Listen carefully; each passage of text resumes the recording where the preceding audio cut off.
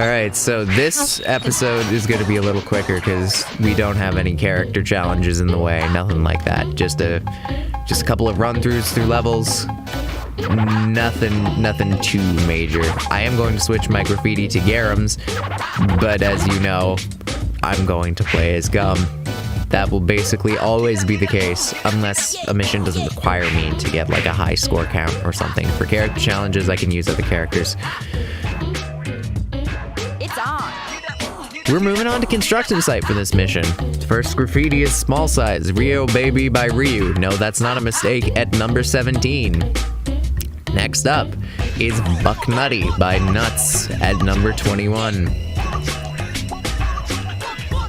Now we have Muddy Waters Drown No Soul by Muddy at number 54. Size large. And for size extra large, we have Fatal Regrets by Harakiri at number 86. Not a ton of graffiti in this area, but a decent enough pool, and you can get all of them fairly quick. A couple of them are locked behind some jumps that are a little bit annoying. This song is my favorite song in the game. I love it so much. HQ all stations. Juveniles have been reported recklessly skating in the Kobané construction area. All officers in the... We got some cinematic jumps going.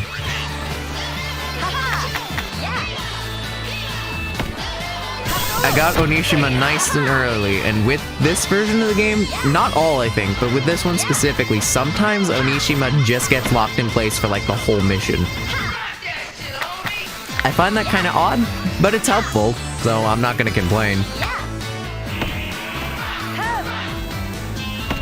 This mission, I think it should be noted that you should be doing the extra large graffiti as soon as possible.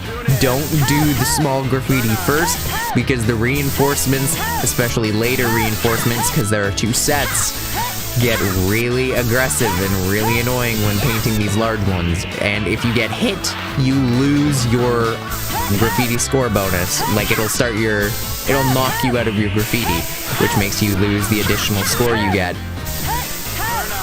That's majorly detrimental to a jet rank, so try not to get hit when doing graffiti, or at least have enemies be far away from you. If you can avoid it. You can't always avoid it. There are some missions in the game that are just really aggressive, but those are much later in the game. I think we got all, if not almost all, of the graffiti souls. I'm going to spray the optional stuff because Gum's got a high graffiti stat, and that's how I like to get points. If you have a character that's not super high on the graffiti stats, I'd still recommend spraying them because points are points. But if you're going for a technique-based character instead of a graffiti-based character, you're just going to want to find, like, trick loops, which aren't always easy to find. It's got to be spots on the level where you can just, like, in a circle keep a combo going, which is just jumping from rail to rail, including wall rides. So long as you don't land on the ground, your trick combo won't end. Oh yeah, I don't know if it happened when we were in Benton, but if you bump into the rival gangs, they'll drop varying amounts of spray cans. What I find interesting is that Poison Jam eventually drops the most amount of spray cans in the game. I'll show later, much later, why that's interesting. But it's just kind of weird that they drop the numbers they do. It doesn't even seem based on the mission you're doing or your spray cans either, so it's just kind of weird. Alright, we're moving into the helicopters. These ones are particularly aggressive with the missiles, and that's why I said get the extra large first, because it would suck if you didn't get a jet rank because you didn't get the low score and had to start over. It would also suck if during a regular playthrough you got killed and had to start over, because that can happen. It doesn't really happen in this playthrough, but it can happen, and if you're not, like, aware of the enemies, it can happen fairly easily. Especially with the ones with heat-seeking missiles.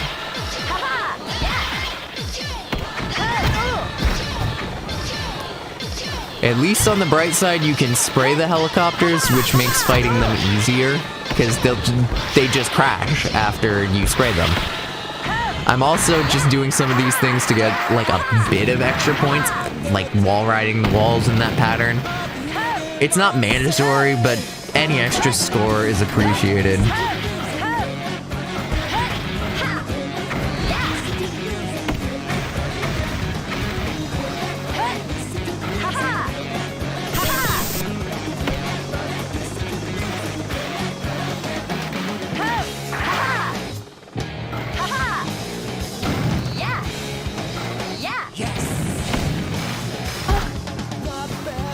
That was a nice bump into the wall I had there. Very smart. I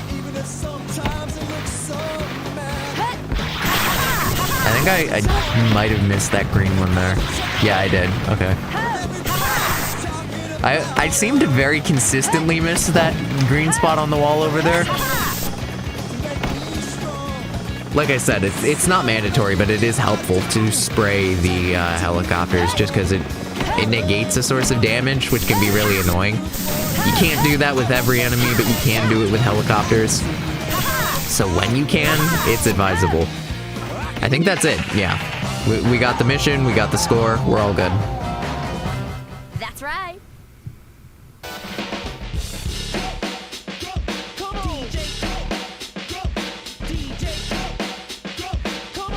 This is Tokyo's hard-walking, truth-talking, always squawking, Jet Set Radio! Even the Kisatsu tune in here when they're not eating donuts. Looks like the GGs have filled the streets of Kogane-cho with their graffiti. Those froggies turned right back into little tadpoles and swam away as fast as they could. Ribbit, ribbit. Poison Jam is on the run, and if the GGs go after them, Kogane-cho is theirs. Let's switch our graffiti again. I'm gonna go to Muse graffiti this time because it's easier to just switch to character graffiti sets, because if you have a whole set, it doesn't actually matter in the majority of versions you play the game, but there is an achievement in the digital version for using every piece of graffiti in missions, which is why I'm switching them. There's a lot of footage where I don't, because I had to repeat the same mission over and over in order to get that achievement, but whatever. For Ben 10's Highway Zero unofficial name, we have Record Fanatic by Rico at number 23 for size small. Followed by a large size, Smooth as Silk by Joe at number 60. Haze is back again. Gaze at Haze at number 61. Moving on to size extra large, we have Pull My Finger by Jet Guy at number 94. And lastly, we have Purple Haze by the man himself at number 95. So this mission is interesting because it's the first time we're going to get into what is referred to commonly as Tagger's Tag. I believe Tagger's Tag is a term taken from Jet Set Radio Future, but it applies just as well here because they're functionally the same thing. Your goal here is to use the spray cans to spray the rival gang to stop them from moving. Once you fully spray all of them, the mission ends. I am going to spend most of my time in this mission not actually bothering to chase after them, but instead try to get a couple of graffiti souls and fail to do one of them over and over and over. This area, this level, has my least favorite graffiti soul in the game because you have to take a leap of faith onto a van that is at a very weird angle. It's really annoying. And honestly, it makes me not want to 100% the game, but I've gotten so used to it because I played the game so many times that I'm just like, might as well. Oh, that was cool. That was very nice.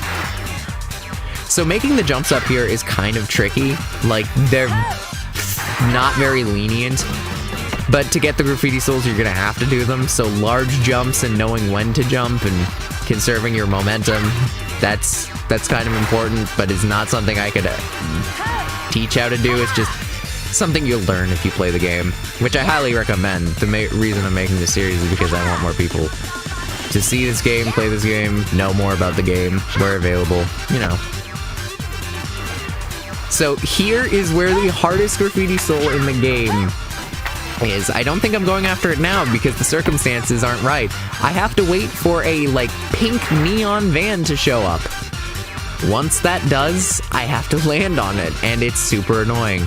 Here, I'm doing something that I can only do on the PC version. I'm spamming turns for extra points. That's the van over there on the right. I'm going to fail this jump several times because I'll either get hit by it, be too early, be too late, or on some occasions, although I don't know if it's in this specific run through, I got on the van but missed the graffiti soul anyway. Feels good when you do that. I'll be at this one for a while, but just to save myself some time and sanity, I do actually go back and forth and start making a bit of progress on the main mission, because if I just stood there and tried to get it, I could theoretically run out the clock on the mission and then have to start over again, which would annoy the ever-loving hell out of me. So like I said, this is what's referred to as Tagger's Tag. You're literally just tagging the other player characters. What's kind of interesting is that they move in predefined patterns, and once they get to the next location, they won't start moving again until you get close to them. That makes it fairly easy to catch up to them and makes them very predictable because they have predetermined locations. This is true for every version of the game except one, which I will cover at a later time. I still have not gotten that graffiti soul, and it is going to bother me until I do. So this level, I don't know, I think I do it here because I want to grind out points, because I wasn't sure. When I was playing this, I wasn't sure what the jet rankings were. I was kind of just winging it. So this level has a fairly reliable, like this area of Bentencho has a fairly reliable, if you can angle your jumps correctly, trick loop, which is great for getting a lot of points really quickly. It's technique based, but if you can learn to do it, it's not super hard. It gets a little tedious depending on how long you do it for, but if you tried hard enough, you could probably find trick loops in any area of a given, like, district or level. You don't specifically have to do the ones that I'll be using in these videos, but these ones are just ones that I find particularly reliable. With one exception, I don't find one of them in a later level 100% reliable. It's complicated, but the trick lines are helpful, especially for missions like these where you can't rely on graffiti to get your score. Oh my god, I finally got it. And at the exact same time, I'm noticing that there's another graffiti soul I missed. I'm glad my camera faced that way, because I wouldn't have gotten it otherwise, which, it's a good thing I turned around. Otherwise, I probably would have missed it. In case it's not obvious, I'm doing a commentary in post, because I can't focus on, like, speaking and playing the game at the same time. At least with the game where I want to at least look remotely good at it. So, for optics, it's pre-recorded. The illusion is shattered. But now that I got all the graffiti souls for this area, I can just go after the enemies, which makes things easier, or at least quicker. Well, not really, because I still have to grind for score. I don't know if it's become entirely obvious yet through the music in this game, but there are recurring composers or artists that have multiple tracks in this game.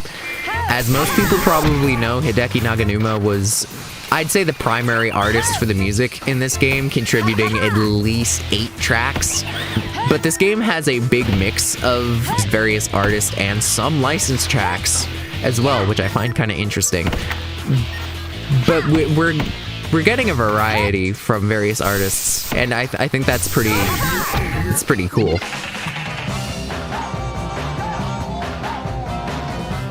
That's right.